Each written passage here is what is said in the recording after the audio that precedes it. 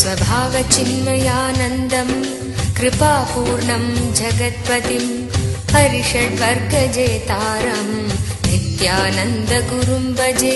स्वभावचिन्मयानन्दं कृपापूर्णं जगत्पतिं हरिषड्वर्गजेतारं नित्यानन्दगुरुं भजे। குறை பிரசவம் நடந்தா குழந்தைகளுக்கு அதுக்கு தேவையான உணவு, காற்று, தட்பவெப்ப நிலை இதெல்லாம் கொடுக்கறதுக்காக இன்குபேட்டரில் வைப்பாங்க. இன்குபேட்டர்னு ஒரு கருவி அதில் வச்சுருந்தாங்கன்னா அந்த குழந்தையோட சுவாசம், பிராணன், உணவு எல்லாத்தையும் மெயின்டைன் பண்ண முடியும், காப்பாற்ற முடியும். இப்படி குழந்தைக்கு இன்குபேட்டர் எல்லாவற்றையும் கொடுத்து முழுமையாக்குகிறதோ அந்த மாதிரி ஒரு ஞானி பூமியில இறங்கிறதுக்கான ஸ்பிரிச்சுவல் இன்குபேட்டர் அருணாச்சலம். ரொம்ப அழகா நமது முன்னோர்கள் பாடுகிறார்கள்.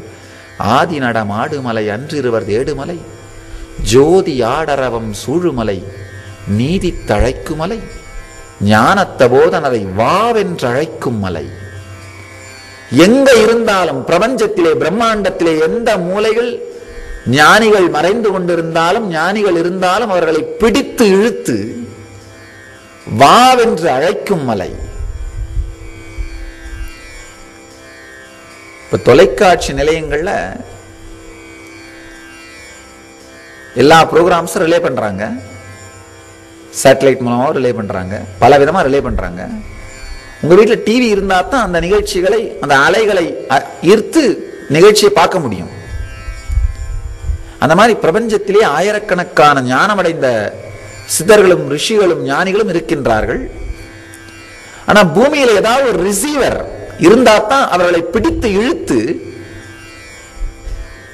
இந்த பிரபஞ்சத்திற்கு மிகப்பெரிய ஆசையான ஞானியின் சாநித்தியத்தை அளிக்க முடியும்.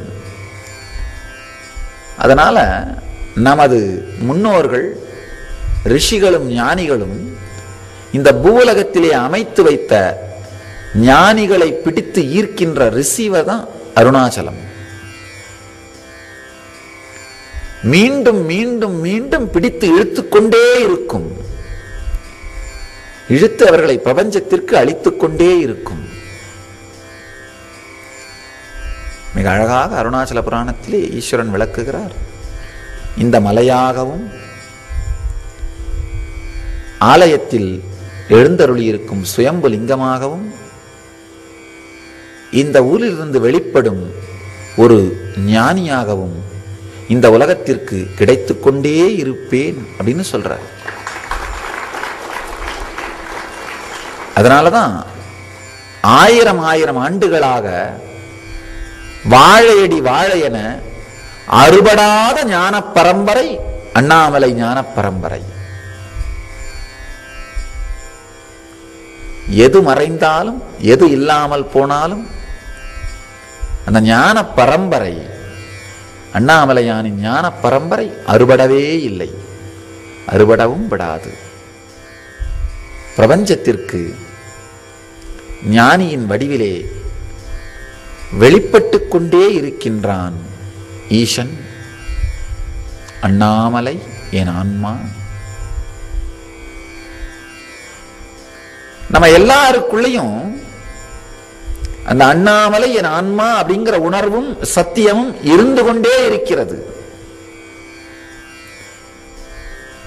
பிரம்மாண்டத்திலே நடந்த பிரபஞ்ச வெடிப்பு தான் அண்ணாமலை, பிண்டாண்டத்திலே நடக்கின்ற வெடிப்பு தான் ஆன்மா.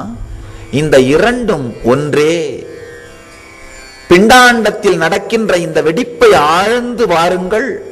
இந்த வெடிப்பு நடக்கின்ற சக்தி நிறைந்ததும் சக்தி அற்றதுமான அந்த மையத்தை உணருங்கள்.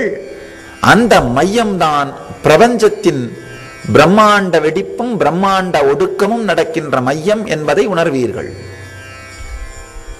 பிரம்மாண்ட வெடிப்பும் பிரம்மாண்ட ஒடுக்கமும் நடக்கின்ற மையம் உங்களுடைய இரண்டு சுவாசங்களும் கலக்கின்ற அந்த மையம்தான்